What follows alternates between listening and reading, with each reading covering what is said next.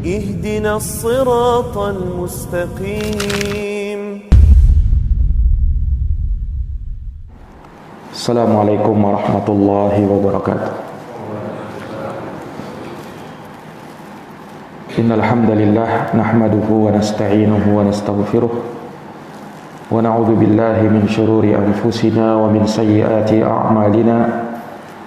May yahdihillahu fala mudilla lahu wa may yudlilhu fala hadiya lahu.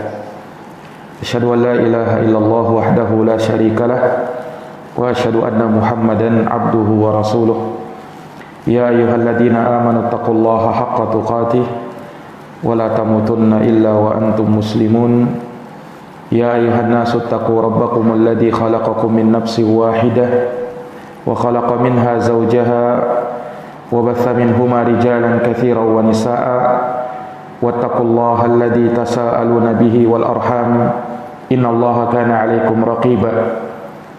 Ya ayyuhalladzina amanu taqullaha wa qulu qawlan sadida yuslih lakum a'malakum wa yaghfir lakum dhunubakum wa may yuti'illaha wa rasulahu faqad faza fawzan 'azima. Amma ba'd, fa inna asdaqal hadithi kitabullah wa khairal huda huda Muhammadin sallallahu alaihi wa ala alihi wa sahbihi wa sallam wa syarrul umuri muhdatsatuha fa inna kulla muhdatsatin bid'ah wa kullu bid'atin dhalalah wa kullu dhalalatin finnar. Ma'asyiral ikhwah, a'azzani Allah wa iyyakum. Para hadirin sekalian jamaah salat subuh yang berbahagia. Alhamdulillah bi ni'matihi tatimmus shalihat. Segala puji hanya bagi Allah yang dengan nikmat-nikmatnya tertunai segala amal-amal kebajikan. Salawat dan salam semoga tercurahkan selalu kepada junjungan kita Nabi Agung, Nabi besar Muhammad sallallahu alaihi wasallam, kepada keluarga, para sahabat serta orang-orang yang senantiasa meniti jalannya sampai hari kiamat. Ma'asyiral ikhwah, a'azzani Allah wa iyyakum. Pada subuh hari ini insyaallah taala kembali kita akan melanjutkan pelajaran dari kitab Bulughul Maram karya Imam Al-Hafidh Ibnu Hajar Al-Asqalani rahimahullahu taala, dalam Kitabul Jami' pada bab At-Tarhib min Masawi'il Akhlaq. Nah, kita sampai pada hadis berikutnya, wa an Mahmud ibni Labid radhiyallahu anhu qala Rasulullah sallallahu alaihi wasallam, inna akhwafa ma akhafu alaikum asyirkul asghar ar-riya. Akhrajahu Ahmadu bi isnadin hasanin. Nah, kata Al-Hafidh rahimahullah, wa an Mahmud ibni Labid radhiyallahu anhu, dari Mahmud bin Labid, semoga Allah meridhoinya. Qala, beliau berkata, qala Rasulullah sallallahu alaihi wasallam, Rasulullah sallallahu alaihi wasallam bersabda, inna, sesungguhnya, akhwafa ma akhafu alaikum, perkara yang paling aku takutkan dari apa yang aku takutkan menimpa kalian, asyirkul asghar, syirik kecil, ar-riya, yaitu riya. Akhrajahu Ahmad, hadits ini dikeluarkan oleh Imam Ahmad di dalam musnadnya bi isnadin hasan, kata Al-Hafidh dengan sanad yang hasan. Nah, para hadirin yang dirahmati dan dimuliakan oleh Allah, hadits ini diriwayatkan oleh Imam Ahmad, Al-Baihaqi, Al-Imam Ibnu Khuzaimah dalam sahihnya juga meriwayatkannya. Tetapi lafaz ini sebagaimana dikeluarkan oleh Imam Ahmad, sanadnya munqati', terputus, karena dia berasal dari jalan Amr bin Abi Amr Maulal Muttalib, dari Mahmud ibnu Labid.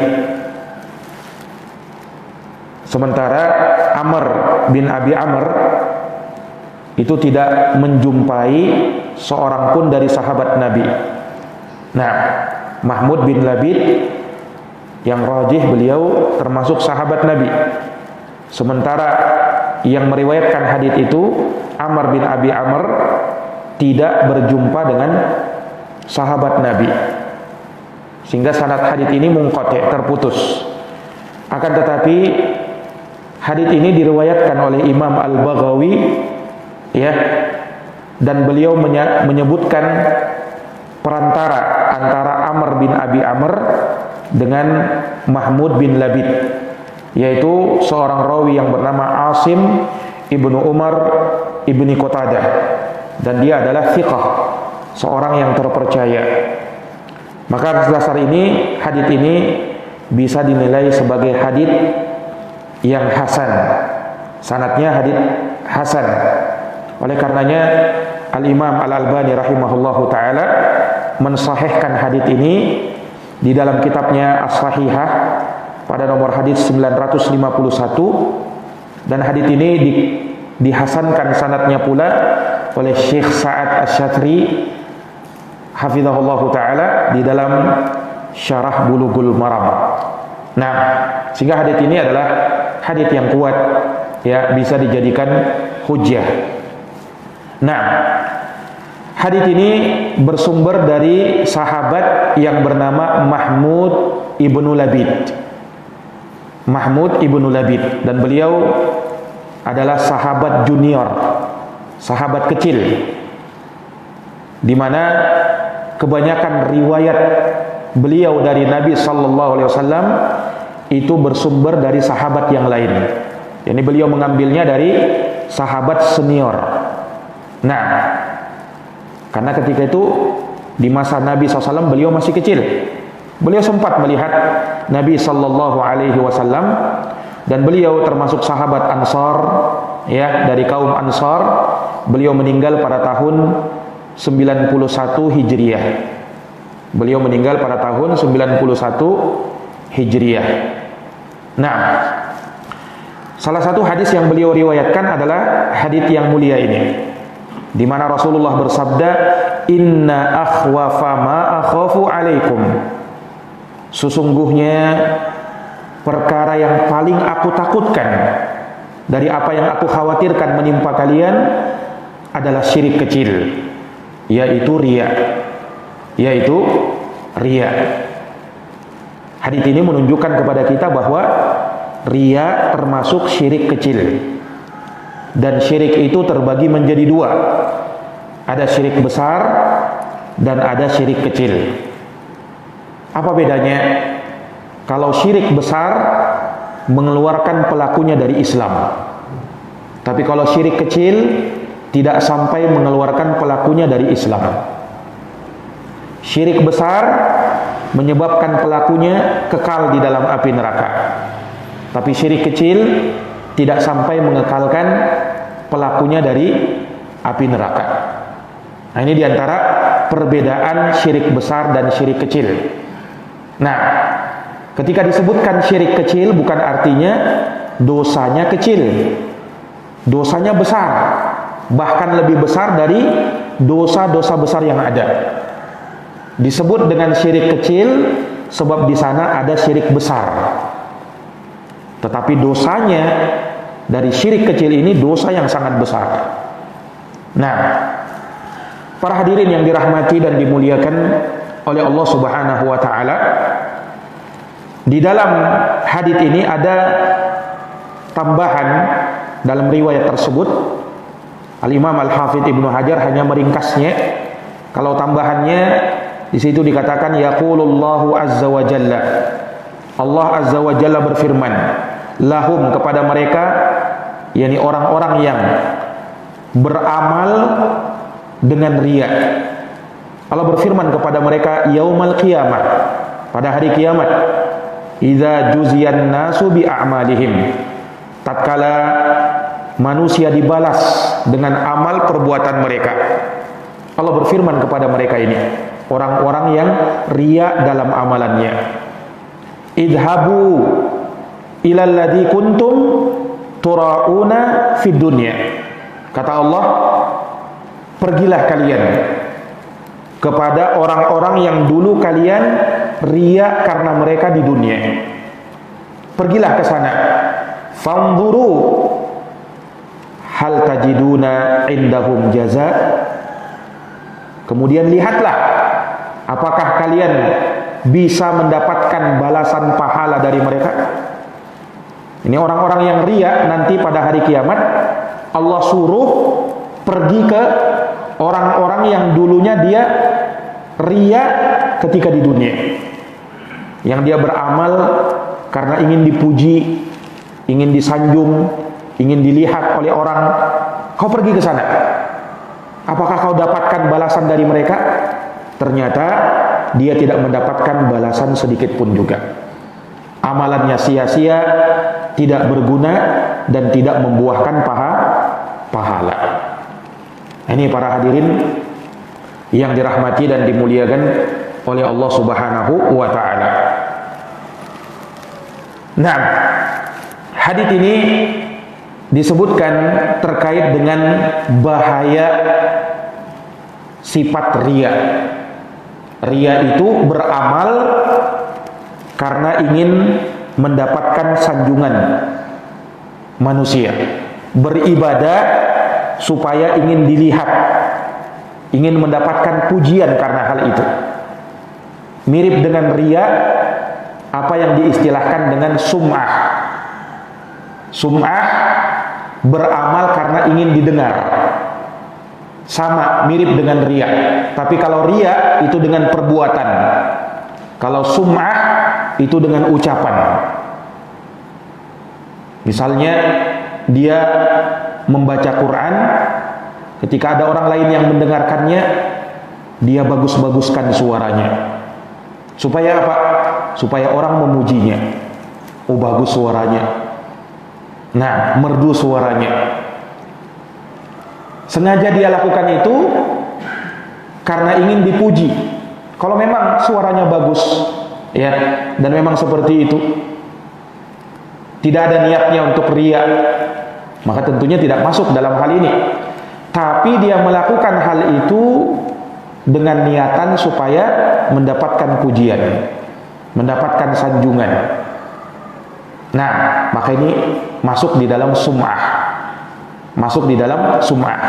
Demikian pula ketika dia berdakwah, beramar ma'ruf nahi mungkar, kemudian di dalam hatinya ada niatan riya supaya dipuji, disanjung, maka yang seperti ini juga masuk dalam sum'ah. Jadi kalau sum'ah dengan ucapan, kalau riya dengan perbuatan. Nah, para hadirin yang dirahmati dan dimuliakan oleh Allah Subhanahu wa ta'ala, riya adalah amalan atau sifat yang diharamkan menurut ijma' kesepakatan para ulama. Tidak ada perselisihan pendapat di kalangan para ulama bahwa orang yang ingin menampakkan ibadahnya dengan maksud untuk dilihat oleh orang, dipuji oleh orang, riya, hukumnya haram dan menyebabkan pelakunya disiksa di dalam api neraka. Wal iyadu billah. Para hadirin yang dirahmati dan dimuliakan oleh Allah, disebutkan bahwa Nabi sallallahu alaihi wasallam pernah bercerita kepada para sahabat tentang bahaya fitnah Al-Masih Ad-Dajjal yang nanti muncul di akhir zaman sebagai pertanda besar dekatnya hari kiamat. Fitnah Dajjal yang luar biasa. Kemudian setelah itu Nabi SAW pun berdiri dari majelisnya. Naam. Kemudian manusia pun ketika itu, para sahabat saling bercerita tentang Dajjal ini yang tadi diceritakan oleh Nabi. Fitnahnya yang luar biasa, ya, kerusakan yang ditimbulkan olehnya luar biasa. Bercerita para sahabat satu sama lain. Tentu para sahabat mengkhawatirkan fitnah Dajjal. Maka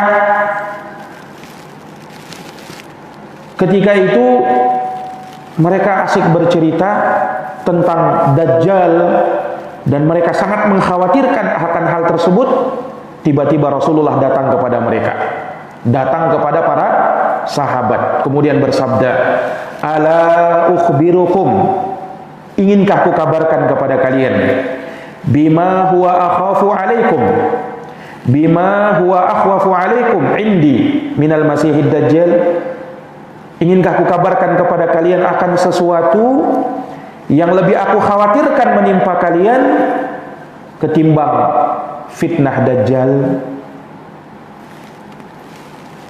Maka para sahabat yang mendengarkan ini kaget mereka. Artinya fitnah dajjal aja sudah terlalu besar.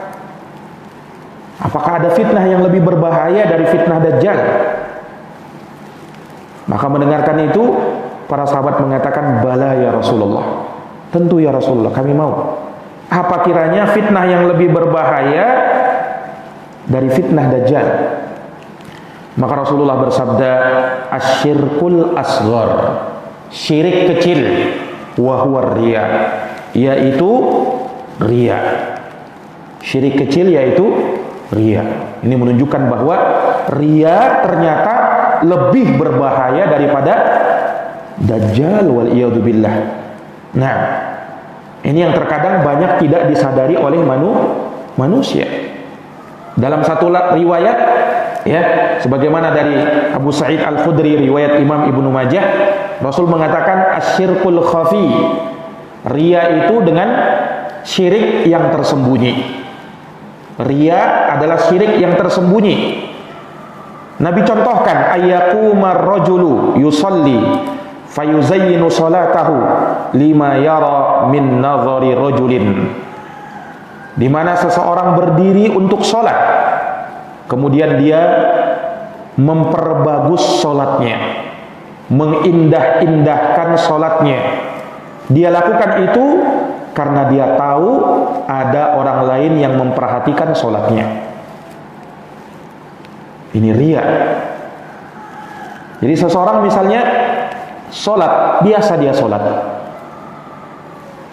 tiba-tiba ada orang yang memperhatikan, maka yang tadinya rukunya sebentar tiba-tiba menjadi lama, sujudnya sebentar tiba-tiba menjadi lama, bacaannya sebentar tiba-tiba jadi lama. Biasanya dia sholat biasa saja, tapi betul-betul dia baguskan, seakan-akan khusyuk terlihat. Dia lakukan itu bukan karena kebiasaannya, tapi ada orang yang memperhatikan dia. Ini riya yang seperti ini. Ya, ini riya, percuma amalan yang dia lakukan. Hati-hati. Terkadang riya ini merasuki siapa saja.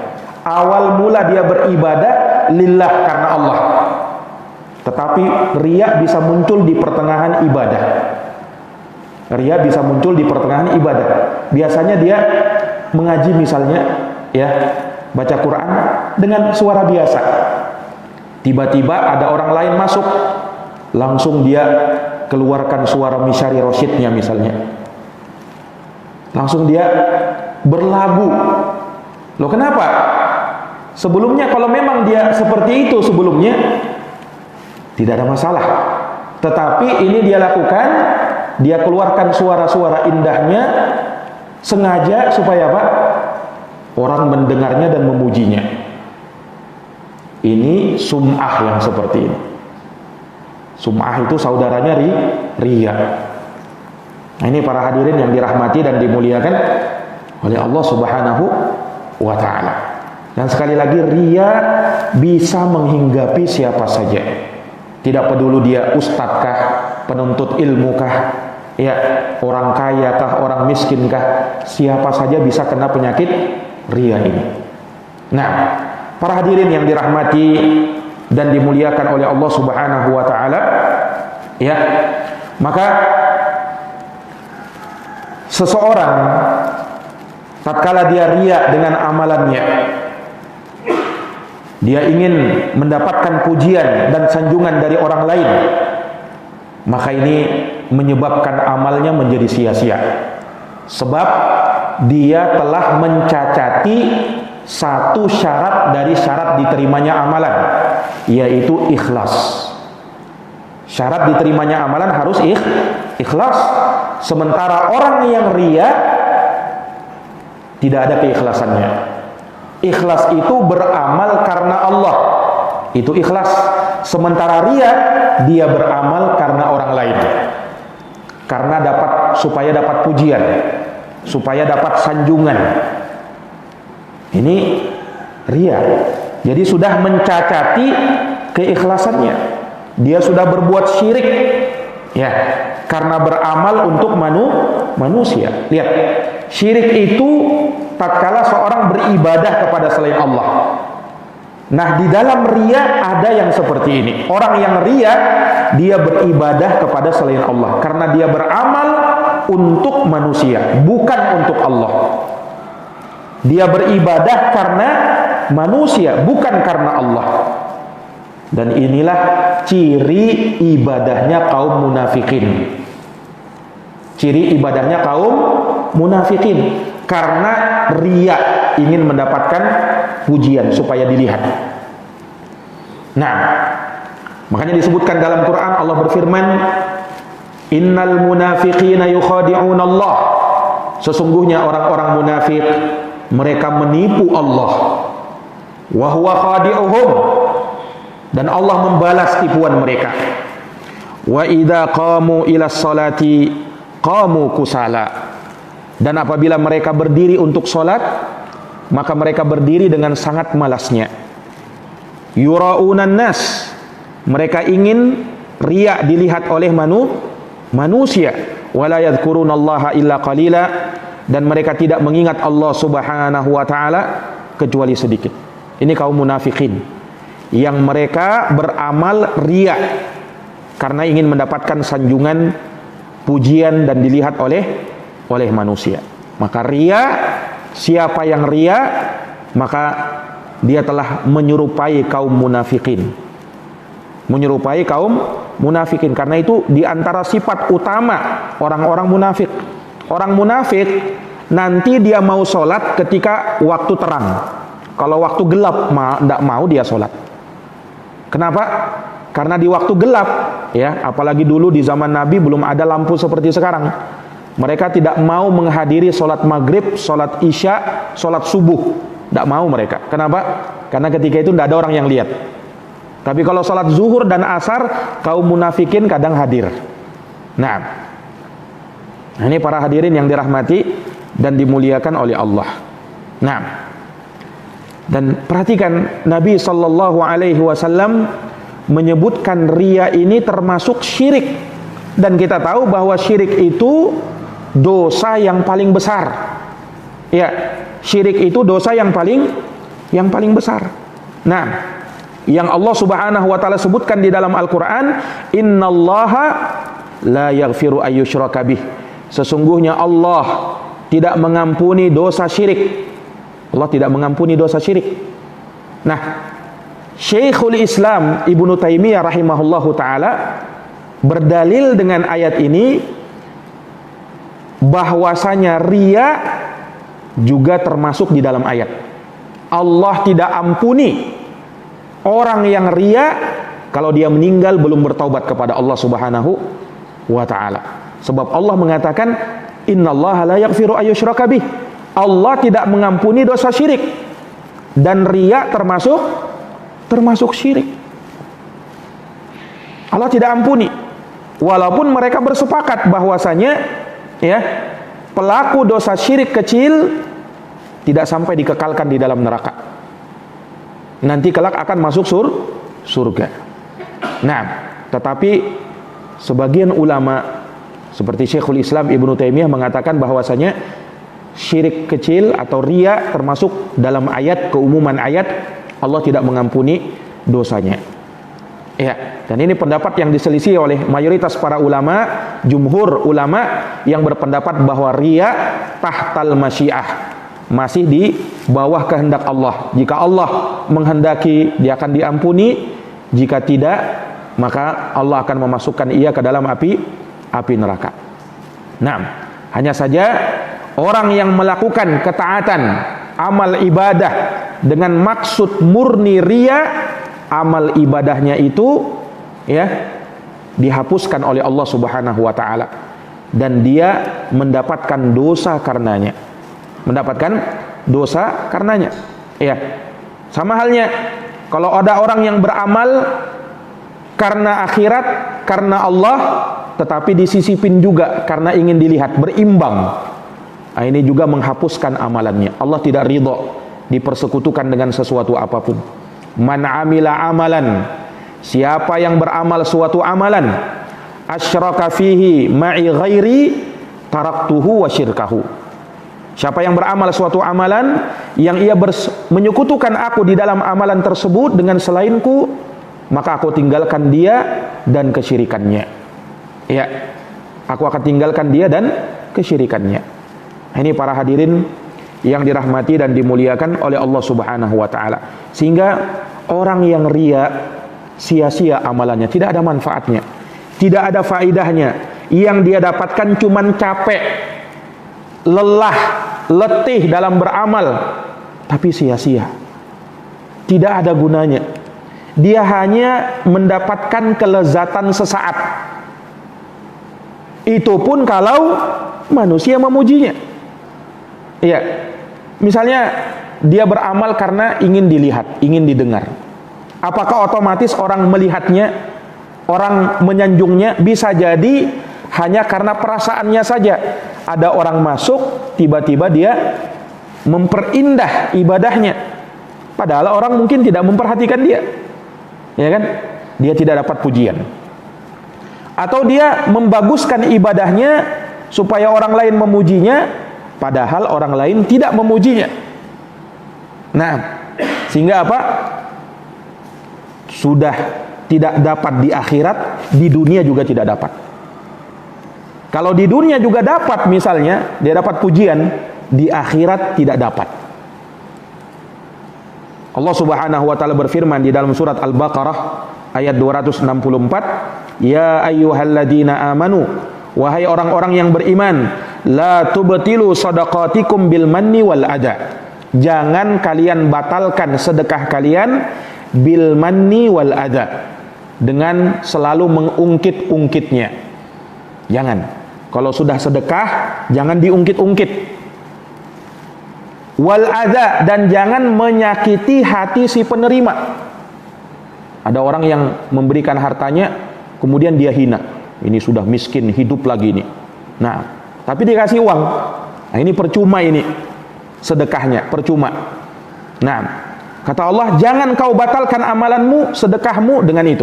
Menunjukkan kalau ada orang yang mengungkit-ungkit pemberiannya, sedekahnya batal.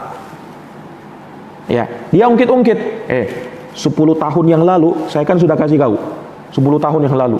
Nah, ini mengungkit namanya. Iya, batal sedekahnya 10 tahun yang lalu. Gak boleh diungkit-ungkit. Sesuatu yang sudah kita berikan, maka itu lillah, karena Allah. Jangan diungkit-ungkit lagi. Atau menyakiti hati si penerima, dia beri tapi dia hina-hina. Nah, tak boleh. Nah, ini membatalkan sedekah. Kemudian kata Allah, kalladzi yunfiqu malahu ria'an nas, sama seperti orang yang berinfak, menginfakkan hartanya supaya riya, ingin dilihat oleh manusia. Nah, ini sama. Wala yu'minu billahi wal yawmil akhir, dan dia tidak beriman kepada Allah dan hari akhir. Nah, para hadirin yang dirahmati dan dimuliakan oleh Allah, maka sekali lagi sia-sia ya amalan orang yang riya ini. Dan mungkin pernah kita dengarkan hadis tentang 3 orang. Yang pertama akan diadili oleh Allah pada hari kiamat. 3 orang ini amalannya bukan amalan yang biasa, amalan yang luar biasa. Orang pertama didatangkan orang yang mati syahid, dikatakan sebagai orang yang mati syahid. Maka Allah ingatkan kepada dia nikmat-nikmat yang diberikan tatkala di dunia. Allah bertanya kepada dia, fama amilta fiha, apa yang kau amalkan, apa yang kau kerjakan dengan nikmat itu? Maka orang ini mengatakan, qataltu fika hatta stushhidtu, Aku berperang di jalanmu ya Allah sampai aku mati syahid. Allah berfirman kepadanya, kadzabta, kamu dusta. Walakinnaka qatalta li ayyuqala jari'. Kamu berperang bukan untuk Allah, bukan karena Allah, tapi kamu berperang supaya dikatakan pemberani, seorang pahlawan. Niatmu karena itu. Nah, kau sudah dapatkan pujian itu. Kemudian Allah perintahkan kepada malaikat, fasuhiba ala wajhi, dia pun diseret di atas wajahnya. Jadi bukan badannya diseret, wajahnya di bawah. Jadi kalau kiamat itu, di hari kiamat, orang kalau diseret, ya, kalau di dunia mungkin orang diseret, dia terduduk jatuh lalu diseret kan, begitu orang. Nah ini kalau di hari kiamat orang diseret, wajahnya di bawah lalu diseret. Nah, bagaimana itu? Diseret di atas wajahnya, kata Nabi SAW, hatta ulqiya finnar, sampai dia dilemparkan ke dalam neraka. Tidak berguna. Orang yang kedua, rajulun ta'allamal ilma wa 'allamah. Dia belajar ilmu, nuntut ilmu. Nah, ini bagi para penuntut ilmu.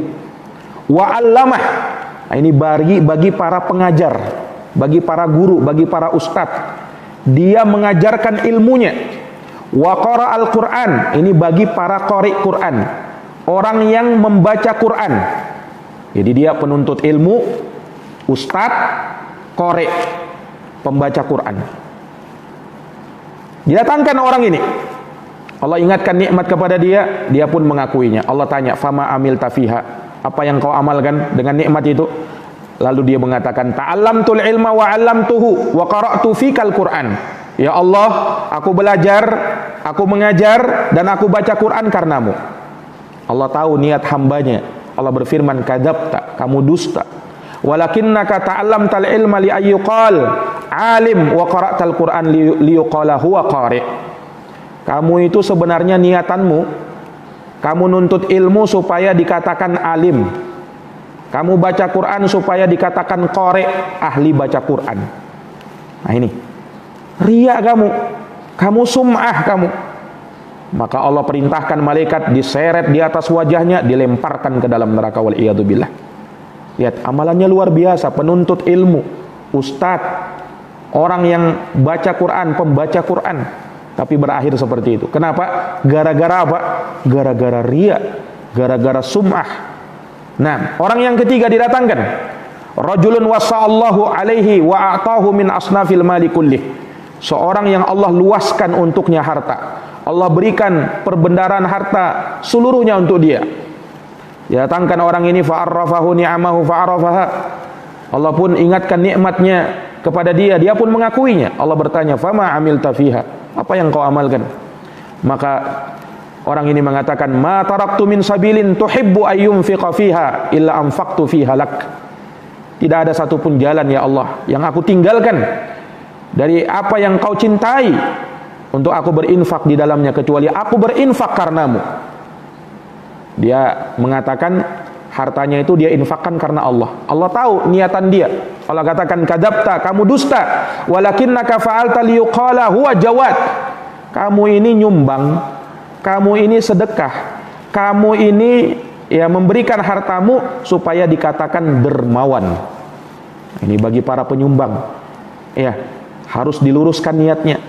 Ketika dia niatannya untuk dikatakan seperti itu, tidak berguna. Summa umirabih, maka Allah perintahkan malaikat menyeret dia lagi di atas wajahnya. Summa ulqiya finnar, lalu ia dilemparkan ke dalam neraka, wal iyadu billah. Hadis riwayat Muslim dari sahabat Abu Hurairah radhiyallahu taala anhu. Para hadirin yang dirahmati dan dimuliakan oleh Allah, ini menunjukkan ya, seorang mukmin harus waspada dari yang namanya kesyirikan, dari yang namanya riya, yang banyak dari manusia tidak memperhatikan hal ini. Dia sangat tersembunyi, dia berada di dalam hati manusia, dan tidak ada yang mengetahui keadaan hati manusia kecuali Allah, ya kan? Mungkin zohirnya yang nampak lahiriahnya, naam, dia orang yang ikhlas, tapi siapa yang tahu di dalam hatinya ada niatan riya karena ingin dipuji oleh manusia. Nah, Nabi dikhawatirkan penyakit ini menimpa sahabat. Padahal sahabat itu siapa? Orang-orang yang paling mulia kan? Generasi terbaik kan? Bersamaan dengan itu Nabi khawatirkan ria ini menimpa sahabat. Nah, kalau Nabi khawatirkan itu menimpa sahabat, padahal mereka ini orang yang mulia, orang yang utama. Nah, bagaimana lagi kita? Kita ini bukan sahabat. Masa kita sudah jauh dengan masa sahabat. Maka tidakkah kita mengkhawatirkan dengan ria seperti ini? Para sahabat takut dengan ria. Ya, dan tidak ada yang selamat darinya kecuali orang yang diselamatkan oleh Allah Subhanahu wa taala. Nah, maka ini riya para hadirin yang dirahmati oleh Allah. Ini yang menyebabkan kehinaan, yang menyebabkan apa? Perendahan. Di dalam hadis Nabi SAW bersabda, "Man samma'a samma Allahu bih, wa man yura'i yura'illahu bih." Siapa yang sum'ah, beramal karena ingin didengar, ingin mendapatkan pujian, ya, maka Allah Subhanahu wa taala akan memperdengarkan aibnya kepada orang lain. Dia dipermalukan. Wa man yura'i yura'illahu bih. Siapa yang riya, maka Allah akan memperlihatkan aibnya kepada orang lain. Nah, ini balasannya. Hadisnya riwayat Bukhari Muslim. Dalam riwayat yang lain seperti diriwayatkan oleh Imam Al-Hakim Al-Baihaqi dan disahihkan oleh Syekh Ahmad Syakir, Nabi bersabda, "Man samma'an nasa, ya, sama Allahu bih. Man samma'an nasa bi'amalihi sama Allahu bih masami'a khalqihi." Barang siapa yang beramal karena ingin memperdengarkannya kepada manusia, ya, maka Allah akan menyiarkan aibnya ke telinga-telinga manusia. Wa sagharahu wa haqqarah. Allah akan mengucilkannya, merendahkannya dan menghinakannya. Nah, ini orang yang balasan dari orang yang riya. Nah, ini para hadirin yang dirahmati dan dimuliakan oleh Allah Subhanahu wa taala. Maka sudah sepatutnya lah kita takut dengan yang namanya riya ini. Dan jangan kita merekomendasikan diri kita selamat dari yang namanya riya. Siapa yang bisa jamin? Tidak ada yang bisa selamat dari penyakit riya ini kecuali yang diselamatkan oleh Allah Subhanahu wa taala. Maka dari sinilah seseorang itu dianjurkan untuk beramal itu, ya, jangan selalu beramal terang-terangan. Latihan beramal sembunyi-sembunyi. Nah, karena amalan itu ada memang yang terang-terangan, ada yang tersembunyi. Ada yang tersembunyi. Dari dua amalan ini, amalan tersembunyi itu lebih utama. Walaupun ada amalan yang mau tidak mau tidak bisa kita melakukannya di hadapan orang lain. Seperti misalnya sholat berjamaah seperti ini, ya kan? Ini amalan yang terang-terangan, dilihat, diperhatikan oleh orang. Nah, disitulah kita menjaga hati kita. Ada amalan yang memang tersembunyi. Nah, seorang yang melakukan qiyamul lail, beribadah di rumahnya, ya kan? Ini tersembunyi. Nah, dia latihan untuk memperbanyak amalan-amalan yang seperti ini. Ya. Nah, ya, karena pahalanya besar di sisi Allah Subhanahu wa taala. Ingat, orang yang mendapatkan naungan di hari yang tiada naungan kecuali naungan Allah, di antaranya warajulun tasaddaqa bi sadaqatin fa akhfaha. Seseorang yang bersedekah dengan suatu sedekah, dia sembunyikan sedekahnya itu sampai tangan kirinya tidak tahu apa yang disedekahkan oleh tangan kanannya. Ini saking ikhlasnya karena Allah Subhanahu wa taala. Nah, para hadirin yang dirahmati dan dimuliakan oleh Allah Subhanahu wa taala, ulama menyebutkan hukum orang yang beribadah kemudian masuk di dalamnya riya. Ada beberapa keadaan. Yang pertama, kalau dia beribadah kemudian riya dari awal, memang dari awal ibadah sampai akhir ibadah. Jadi dia dari awal dia takbiratul ihram salat sampai terakhir salam riya semuanya. Maka ini, ya, sepakat ulama amalannya batal, tidak diterima oleh Allah. Kalau dari awal sampai akhir. Nah, ini keadaan pertama. Keadaan kedua, ya, dia beribadah awal kalinya dia beribadah karena Allah. Karena Allah. Nah, dan juga karena manusia, berimbang. Dia beribadah karena Allah di awal kalinya dan karena manusia. Kadang seperti ini. Nah, maka yang seperti ini dari pendapat yang kuat di kalangan para ulama, amalannya batal juga. Karena dia sudah memperserikatkan Allah. Betul memang dia dalam amalannya itu ada niatan karena Allah, tapi ada juga niatan karena selain Allah. Ini batal amalannya. Nah, ini batal amalannya. Ya. Sebab disebutkan dalam hadis Abu Umamah, ada seorang laki-laki yang datang kepada Nabi. Ya. Kemudian bertanya, "Ya Rasulullah, ara'aita rajulan, bagaimana pendapatmu tentang seseorang goza yang dia berperang, yaltamisul ajra wa dzikra." Dia ingin mencari dua hal. Yang pertama ingin nyari pahala, yang kedua ingin nyari pujian. Dua-dua, mau dapat pahala, mau juga dapat pujian orang. Kata Nabi, la syai'alahu. Dia tidak mendapatkan apa-apa. Innallaha la yaqbalu minal amal illa ma kana lahu khalisan wa bataghi bihi wajha.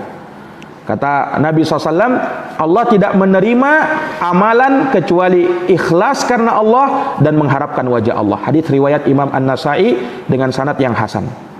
Nah, dan pendapat ini dirajihkan pula oleh Imam Ibnul Qayyim dan dinukilkan oleh beliau dari sejumlah para ulama salaf. Bahkan beliau mengatakan, ya tidak ada, aku tidak mengetahui dari kalangan ulama salaf yang menyelisih pendapat ini.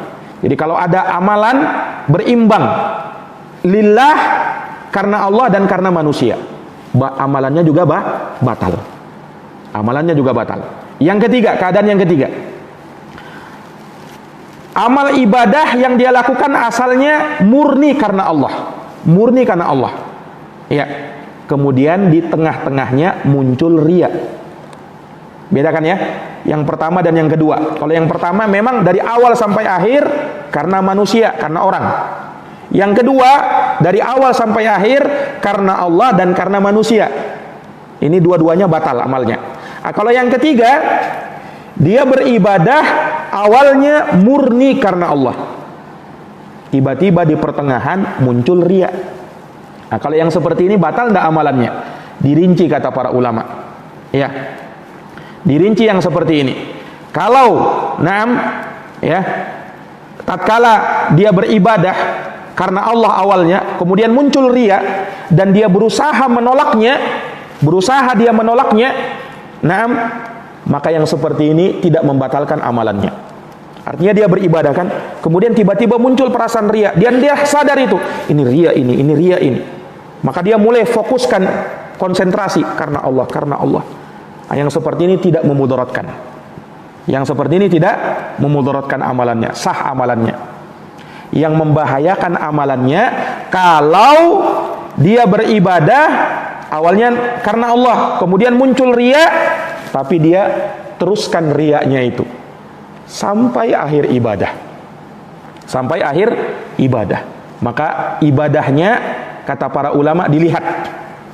Kalau ibadah tersebut berhubungan, bersambung antara yang pertama sampai yang terakhir, amal ibadahnya tidak diterima. Seperti sholat. Kalau misalnya dia sholat awalnya karena Allah, misalnya sholat 2 rakaat, sholat subuh, 1 rakaat karena Allah, pas rakaat kedua muncul riya dan dia teruskan sampai akhir, kata para ulama amal ibadahnya tidak sah karena riya. Dan sholat itu berhubungan antara rakaat pertama dengan rakaat kedua, rakaat awal sampai rakaat akhir. Tapi kalau ibadahnya tidak berhubungan antara satu yang pertama dengan yang terakhir, maka tidak membatalkan ibadah yang karena Allah. Misalnya ada orang yang mau menyumbang uang 100.000, 50 uangnya dua lembar, 50.000. Nah, dia sumbang pertama karena Allah, 50.000 masuk. Kemudian 50.000 kedua, ada orang lihat dia riya, 50.000 kedua. Yang mana yang diterima? Yang mana yang diterima? 50.000 kedua atau 50.000 pertama? 50.000 pertama. Karena yang 50.000 kedua sudah riya. Atau dua-duanya diterima? Enggak, ini karena ibadahnya apa? Berpisah. ya kan? Antara satu dengan yang lainnya. Tidak sama dengan sholat. Kalau sholat memang berhubungan satu dengan yang lainnya. Jelas ini? Nah, ini para hadirin yang dirahmati dan dimuliakan oleh Allah. Ulama juga menyebutkan keadaan yang lainnya, keadaan yang keempat, kalau dia sudah beramal karena Allah dari awal sampai akhir, karena Allah, selesai ibadah muncul riya. Ini bagaimana ini? Selesai ibadah baru muncul riya. Nah, yang seperti ini insya Allah tidak membahayakan amalannya, tetapi bahaya dia sudah. Karena apa? Di akhir ibadah dia mau riya, nanti khawatir setelahnya nanti dia riya. Walaupun dari awal sampai akhir, misalnya dia sholat kan, dia sholat subuh dari awal sampai akhir, apa? Karena Allah. Selesai dia sholat subuh, muncul riya, bisa jadi yang seperti ini, muncul riya. Nah, yang seperti ini tidak memudaratkan insya Allah, ya, kecuali nanti atas ibadah setelahnya, ya, bisa membahayakan dirinya. Wallahu taala a'lam bishawab. Para hadirin yang dirahmati dan dimuliakan oleh Allah Subhanahu wa taala, di antara obat, ya, untuk kita mengatasi penyakit riya ini, ya, seseorang ketika beribadah, ya, hendaknya dia bersungguh-sungguh konsentrasi, ya, ketika beribadah. Ketika muncul riya, konsentrasi kepada Allah Subhanahu wa taala, betul-betul ibadah karena Allah. Kemudian dia sadari riya ini tidak bermanfaat sedikit pun bagi dirinya. Walaupun dia merasakan nyaman, lezat di situ, enak rasanya, naam, tetapi ingat, dia tidak akan dapat apa-apa. Capek dia beramal, tidak dapat apa-apa. Ini para hadirin yang dirahmati dan dimuliakan oleh Allah. Kemudian juga di antara kiat yang bisa membantu kita supaya tidak riya, ya, latihan untuk membiasakan diri ibadah secara sembunyi-sembunyi dan jauh dari manusia. Nah, ini para jamaah sekalian yang dirahmati dan dimuliakan oleh Allah. Dan juga doa kepada Allah. Ada satu doa yang diajarkan oleh Nabi, ya, ketika Nabi menyebutkan kepada sahabat, ya, tentang riya. Ya, Nabi SAW menyebutkan, ayuhan nas ittaqu hada syirk, takutlah kalian dari syirik kecil, fa innahu akhfa min dabibin namal, karena dia lebih samar dari langkah-langkah semut, kata Nabi. Sahabat tanya, wa kaifa nattaqihi wa huwa akhfa min dabibin namal ya Rasulullah? Bagaimana kami bisa selamat dari syirik ini sementara dia lebih samar dari apa? Langkah-langkah semut ya Rasulullah. Maka Rasulullah mengatakan, qulu, bacalah doa perlindungan dari syirik. Nah, ini hendaknya dihafal. Allahumma inni a'udzubika an usyrika bika wa ana a'lam wa astaghfiruka lima la a'lam. Cari doanya, hafalkan. Karena kita tidak bisa menjamin diri kita apa? Selamat dari kesyirikan. Cari doanya, ya. Banyak di internet itu. Silahkan ketik di Google aja, doa berlindung dari syirik. Ada itu keluar. Nah, dihafalkan.